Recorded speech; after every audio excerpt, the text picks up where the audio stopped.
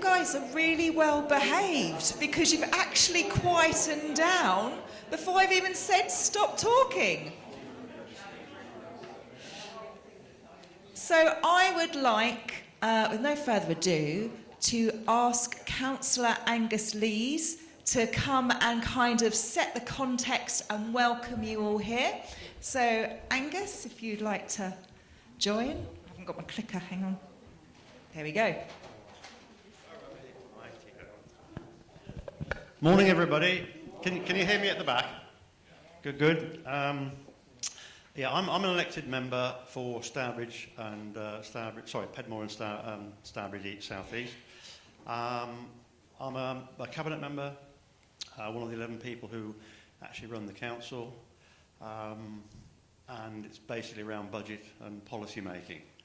My portfolio is to look after the relationship with the Combined Authority, and the Combined Authority are one of the large funding streams into the borough. So government money would come to the Combined Authority and then be allocated to us.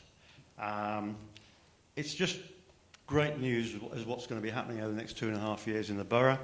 We're going to receive probably just under £1 billion for various projects like Metro, Very Light Rail, Town Regeneration, etc. It's really, really good news.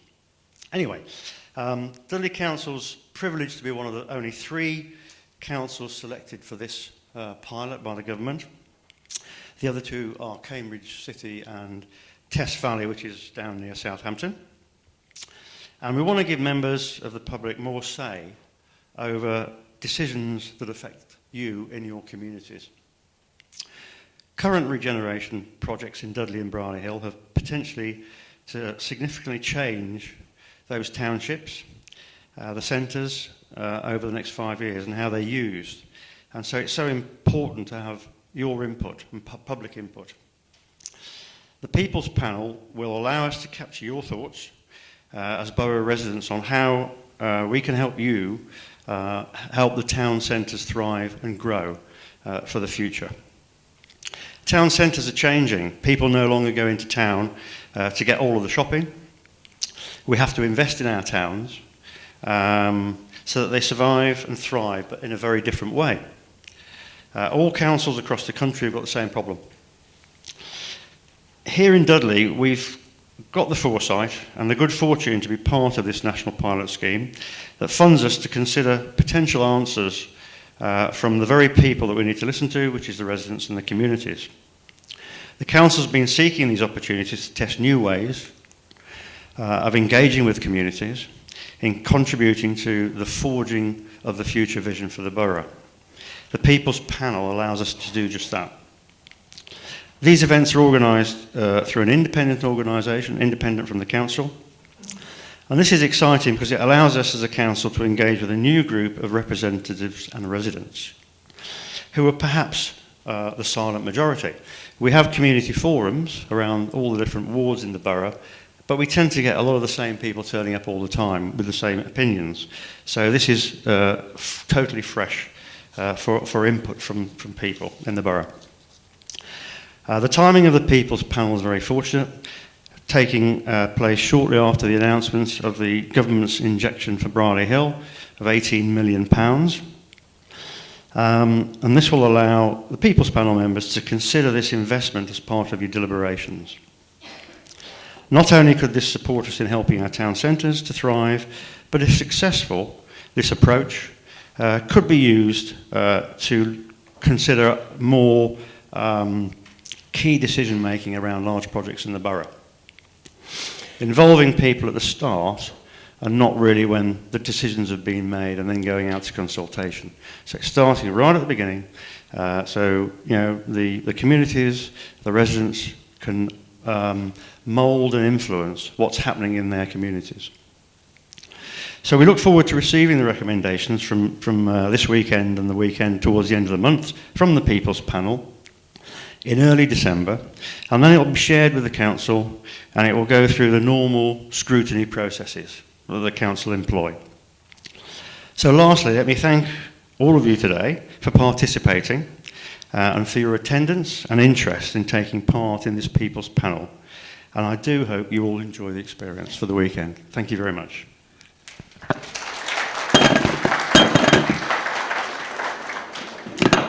Thanks, Angus. I'm now going to ask Deborah Harkins to come and join us, and she's going to talk through about the borough vision for you, so you get an understanding of the vision that's already been created. Deb Harkins, who is the Director of Public Health for Dudley Council. Hi everybody, and can I echo Angus's thanks to you all. It's such a horrible day, and rugby as well, so I have to confess I've been in the bar watching the first half, but no spoilers. So what I'm going to do is I'm going to say a little bit about the context, the wider context of why we're doing this work, and how it's helping us think about the borough in the long term, and what our long-term aspirations for the borough are. So my role as Director of Public Health, I'm also responsible across the council for working with communities, for community engagement, community forums, and work really to sort of empower communities to have a really active role in things that affect their lives. So it's really under that, with that hat on, and I have a hat as well, that I'm here today. So just thought it'd be worth, you can see the first slide here. Does this look familiar? I'm just interested in anyone seen any of this imagery? Is it new to you? This will test out some of our, a few people have seen it. I can see some nods. So this is our Forging a Future for All vision for the borough. And it sets out our aspirations for what we want Dudley Borough to be like in 2030, by 2030. So it's a long-term, 10, 11-year vision. And we launched it in September 2018, so just over a year ago. And the reason that we developed this vision was because we had partners, organisations in the borough hadn't come together to set out what our long-term future was, what we wanted from the borough. And because, and I hope Councillor Lees won't mind me mentioning this, you'll probably be aware that the council changes administration quite often. We're finely balanced politically. And what that means is that sometimes there's a risk that we think just in the short term. So it was really important that across the different political groups and across partner organisations, we all share a sense of where we want to be and what our aspirations are for the future. So that's what the purpose of the vision is. And when we developed the vision, what we did was we brought together partner organisations, so people like the NHS, the colleges, schools, businesses, trying to think about other town centre managers, voluntary and community groups, to come up with through a process, a bit like this actually, but not as good as this, to come up with what we want the borough to be like. We then, that gave us, I think, 6 aspirations came out of that for the future. We then went out and did some engagement with community forums, at community events, and also we did an online consultation where we asked people for the views. And out of that, we then came to 7 aspirations, which I'm going to move on. And have I lost my clicker? Oh, you're going to click for me. Thank you, Mel.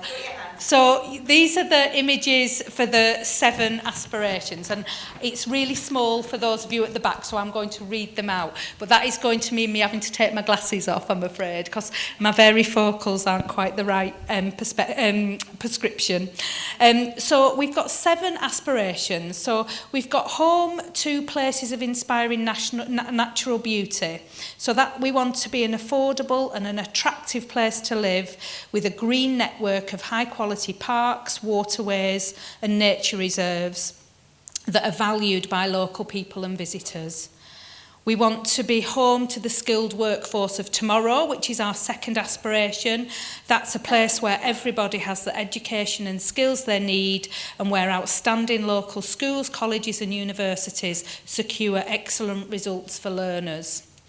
We want to be home of, the third one, yes. The third one is home of warm welcomes and close-knit communities. A place of healthy, resilient, safe communities with high aspirations and the ability to shape our own futures. We want to be home of leading transport innovation, better connected with high quality and affordable transport, combining tram, rail and new cycling and walking infrastructure. We want to be home to hard graft, enterprise and innovation, which is our fifth aspiration. Renowned as home to a host of innovative and prosperous businesses, opening in high-quality locations with space to grow sustainable energy supplies and investing in the workforce. We want to be home to a rich heritage of inspiring and unique visitor destinations. So a place to come and visit and enjoy that, oh gosh, I'm really struggling with that one, that offers opportunities. Gosh, I'm really struggling with my my read. I might read it better on here. Struggling on there as well. Oh yeah, that offers opportunity, contributing to an ambitious future, while embracing our something past. I can't read what the word is. And then finally, and this is very relevant to what we're talking about today, home to diverse towns and a world-class retail offer. So we want to be full of vibrant towns and neighbourhoods, offering a new mix of leisure, faith, cultural, residential and shopping uses. Apologies for that. I should have printed this bigger, shouldn't I? So there are 7 aspirations, so very much around town centres, around business, around transport, around communities, around learning and around the environment, the pleasant place to be.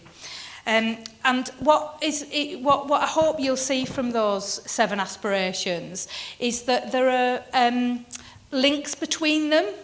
So if you think about town centres, the role of, if you know Dudley, the role that the college plays in making the town centre vibrant is a link between the two. I think one of the things that's come out of the questionnaires that we've been putting out to the public in the run-up to this is around how important safety is to how we want to use our town centres. We want to feel safe. So there's connections between those aspirations. But what I'm going to focus on now is just 2 of them that I think are the most relevant to what we're talking about today.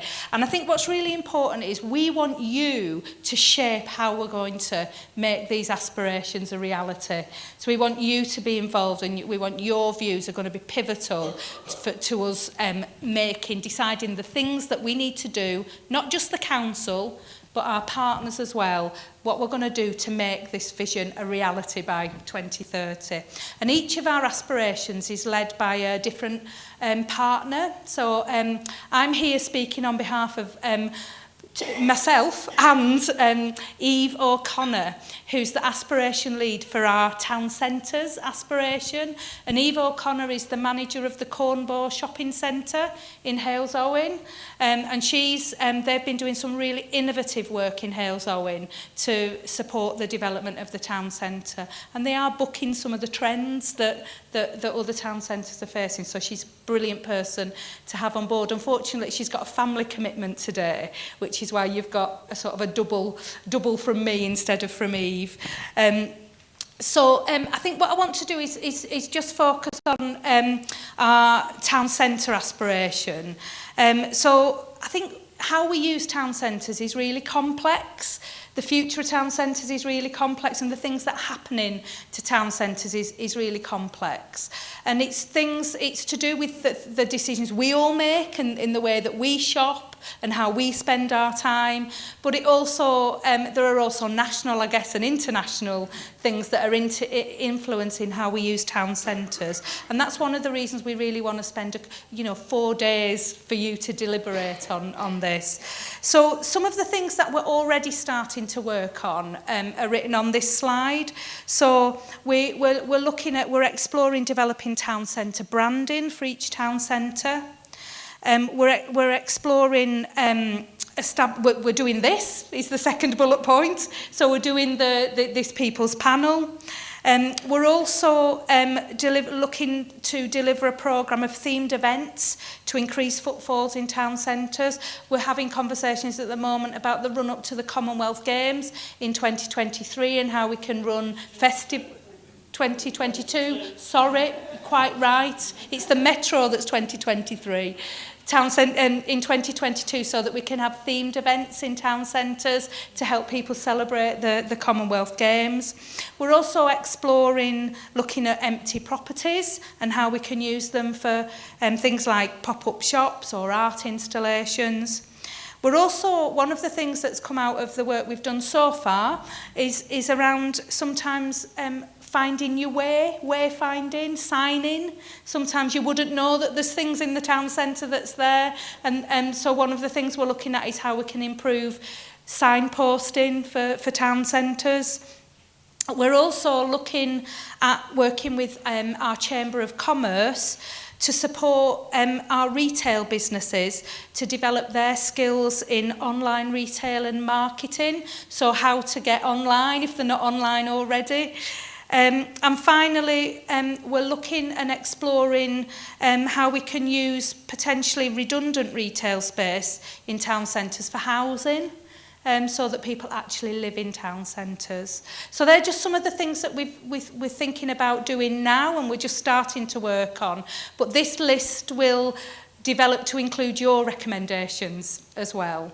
And then just, I think finally, on our communities, warm welcomes and close-knit communities aspiration, just thought it'd be worth sharing some of the work that we're doing on that, because that's around listening to communities and empowering people to do things that influence. And it really is that bit of this aspiration, which is the ability to people having the ability to shape our own futures, so that things we believe and things we want to do actually turn into decisions that we make. So these are some of the things that we're working on at the moment, or we're starting to explore. One is around supporting community action for clean communities. So that very much, for example, we're doing in Lye Town Centre, there's been some litter picking work in Halesowen. We've got the community in Bloom, Halesowen in Bloom. So things like getting communities involved in the environment in town centres. Engaging with communities to establish what matters to them in terms of feeling included. So we know that some people don't feel part of society, don't feel part of their community, and we want to work with them to understand more about how we can help them feel included. We're also doing some work to develop a violence prevention strategy, because and that's about partners working together to do everything we can to prevent violence, because we know that fear is one of the things that stops us getting out and getting involved in our community. We're also looking at rolling out Street Watch. I don't know if anyone's heard of Street Watch, which will enable communities to report concerns about their community to the police and to the council. We're also looking into how we can use our collective spending power. So that's all the different partners, the police, the NHS, the council, to support businesses and the voluntary and community sector. So we support local businesses and local voluntary activity. And finally, and this again is incredibly relevant to what we're talking about over these days and what you'll hear from Vicky about this afternoon, is how we can make sure that all the regeneration that happens because of the Metro benefits the local communities that live near the Metro, where the Metro will come. And we want to do that so that communities feel ownership and feel that this is benefiting them, and that things they want to see happen actually happen through that. And a big sort of theme, if you like, for the work that we're doing with communities and to develop resilient communities, is to look at what we can do as organisations, as partner organisations, what communities can do themselves, and most importantly, I think, what we can do together, what organisations and communities can do together to make this vision a reality. And when you see, if you've seen the question already, I think you'll see that what we can do together is a really important part of the question that we're asking you to give us answers and recommendations to. So that's all that I wanted to say, and I didn't get a time sign, which is good. Thanks, Debs. Oh, trying to clap.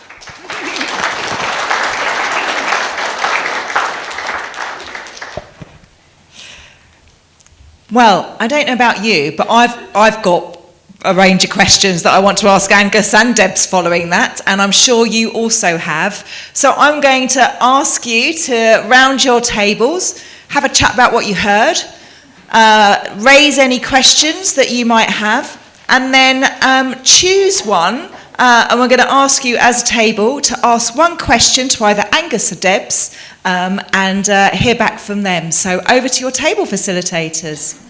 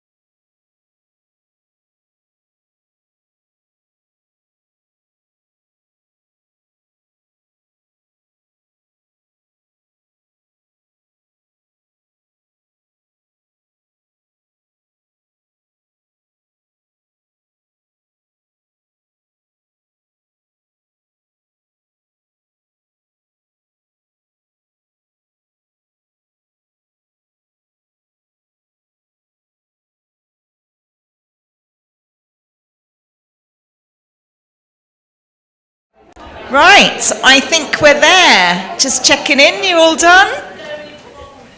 Oh, one more minute, Hilary. We're going to start. I'm going to let you just quickly choose one. Angus and Debs, you have a square to come and stand in. So just to let you know that all your questions won't be lost, even though it won't all be asked, because Angus and Debs have committed to taking all the questions away and getting your response back by the next weekend. So nothing will be lost. I'm going to hand over to them. And I'm going to roam, and I'll go. Are you ready now, Hilary? Yeah? Shall we start with you? Let's start with this table over here.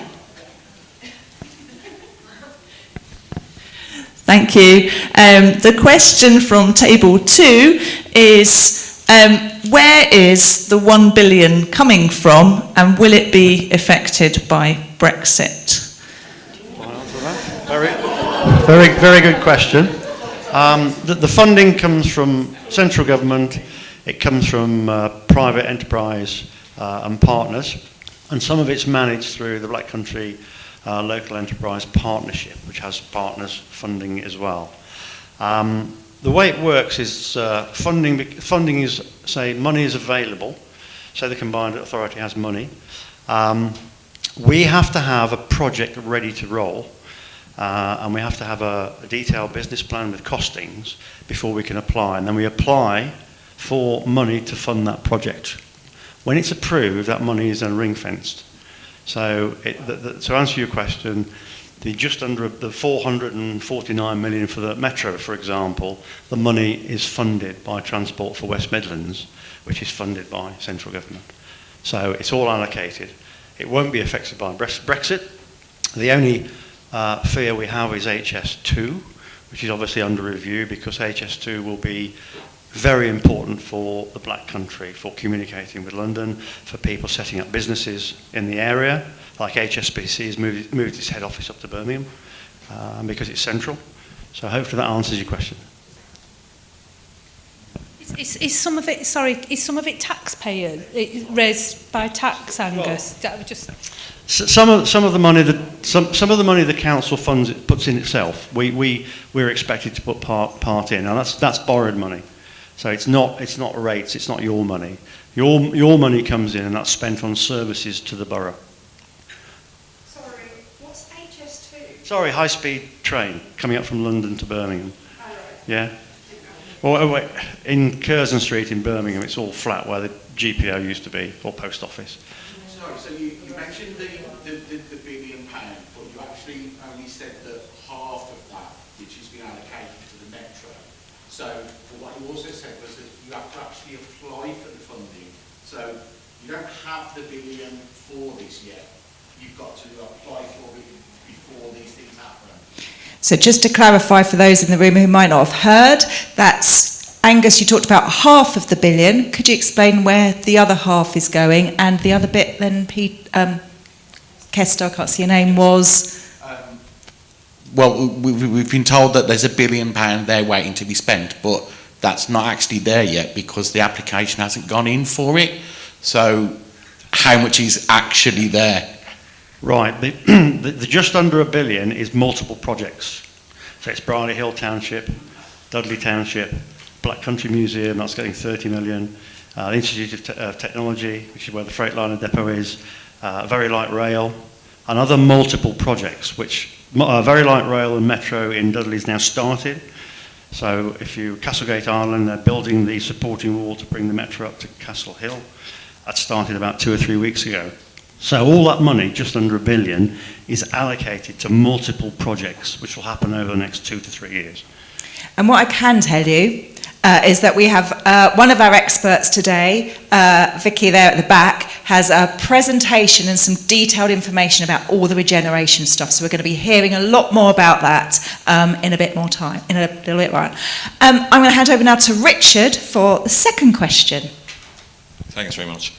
So our question is, what can be done to attract young people and young families to be involved in development and decision making, to want to go into town centres and to feel safe and not threatened and overwatched while they're there? Just a small one, that one. I think that's one of the answers we're hoping to get out of this process, some insight into that. We do quite a lot of work to engage with young people. So we have young health champions, we have a youth council, and so, for example, when we were developing the Borough Vision, we engaged with the youth council, with some schools to get their views, but I can't answer your question. I don't know the answer to the question. I think young people will be able to give us some insight into that, but we are hoping that that's one of the things you can help us through this process. If I can just add to that, on the safety aspect, then you've heard that the police numbers are now increasing. What the council's done is we've gone to the Police and Crime Commissioner in Birmingham and said, we will fund 6 PCSO officers. Will you match fund that? And they've agreed to do that. So we'll have 2 more police officers on the streets. Their job will be to be visible. We can't really do that for a non-PCO, i.e. a proper policeman, because it takes 2 years to train them. A PCO we can have next month kind of thing, or in a few months' time.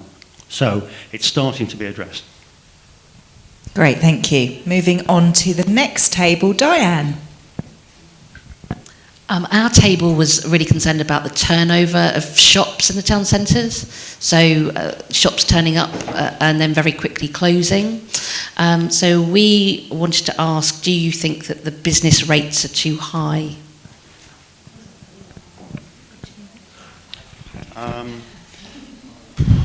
It's a difficult question, that is, because if it's based on rateable value, and I think shops up to a sort of annual rateable value of about £12,000 a year don't pay business rates at all.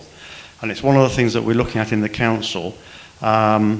We haven't actually received, as far as I know, any money from business rates yet, but that's about to happen, and it's an area we're looking at, how the rates are set.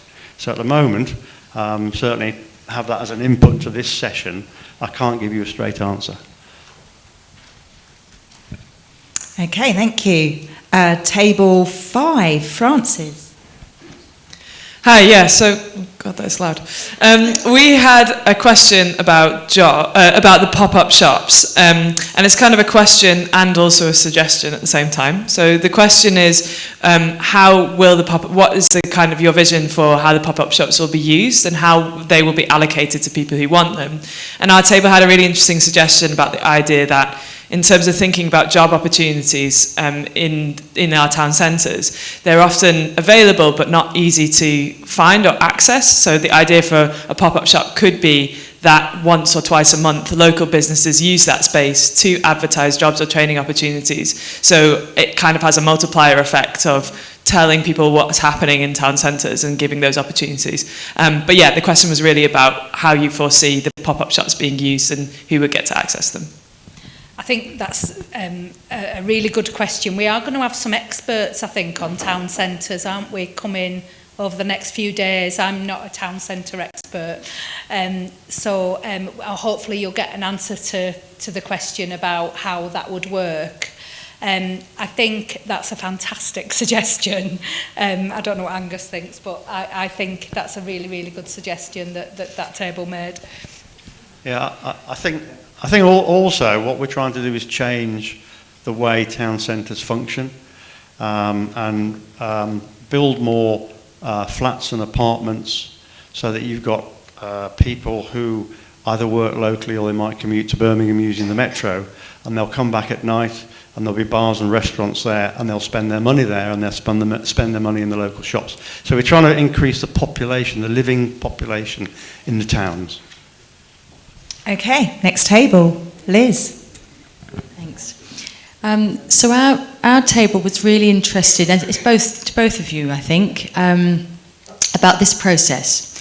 And the question is, how might the same people from this people's panel be involved in follow-up after these weekends, right through to 2030, to ensure follow-through, continuity, holding to account, whoever is in power? I think I think that's a fantastic question, and I've done, as you can tell by my accent, I'm not from around these parts, and I've done work in other parts of the country using this sort of approach, and one of the best things that comes out of it is a group of people passionate about making a difference themselves, and holding us as organisations to account.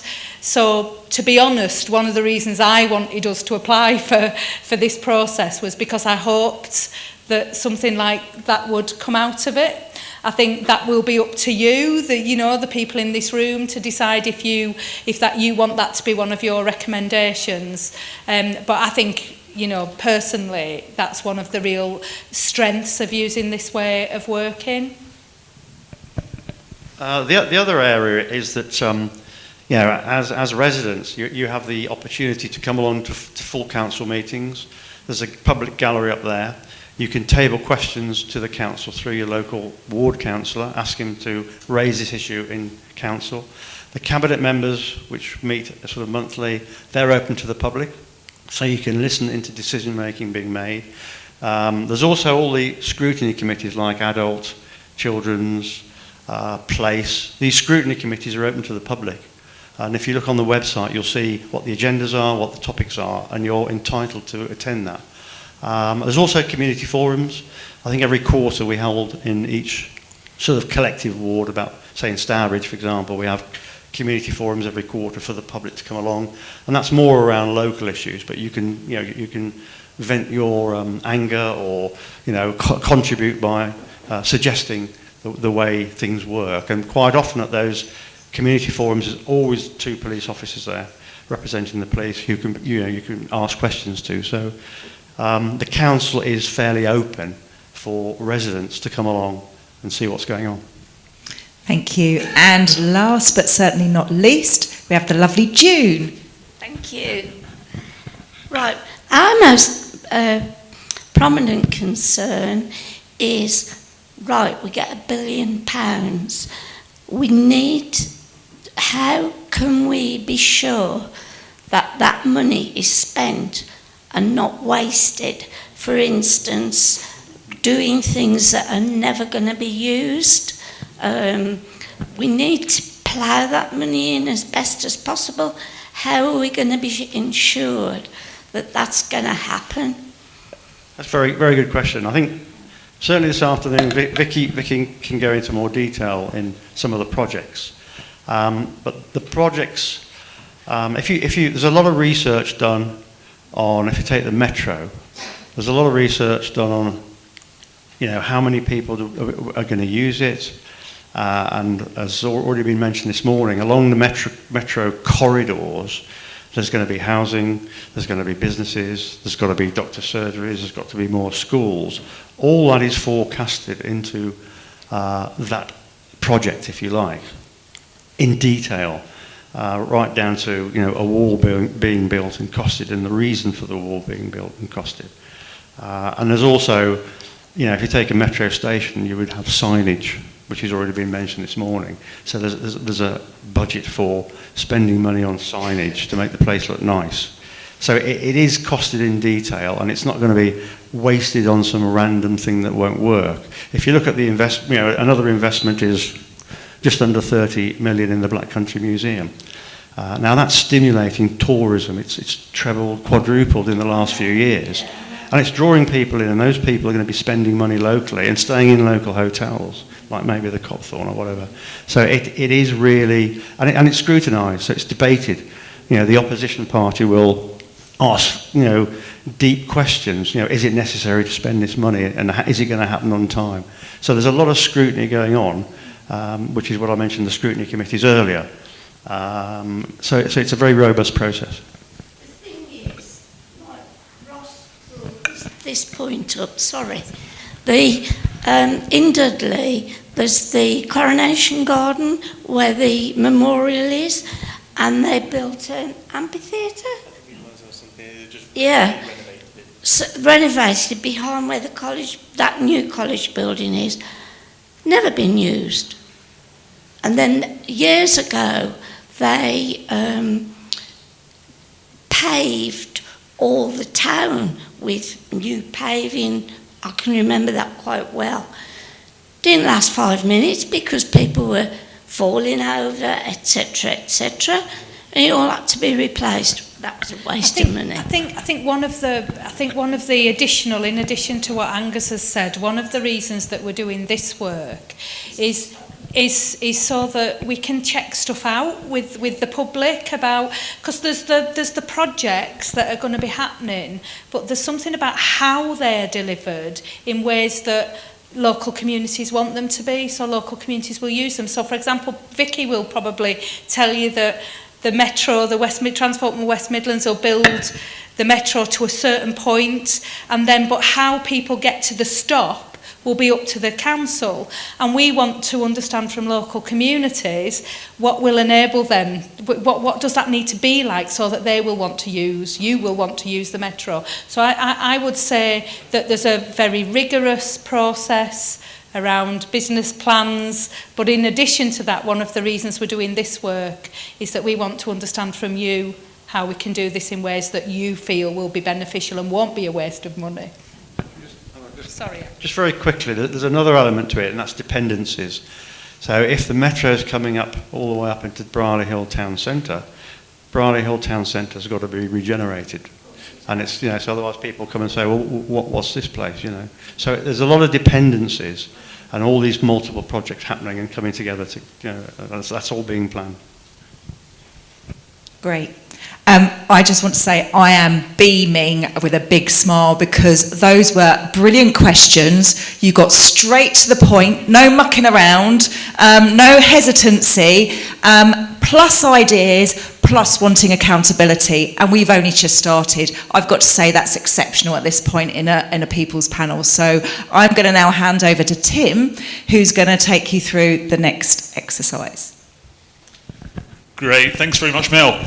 So for the majority of the People's Panel, we're going to be focusing on the future, so what we want from the town centres in the future. But we want to start with your own experiences of the two town centres we're looking at, so your experiences of Dudley and Brierley Hill, and to get your thoughts on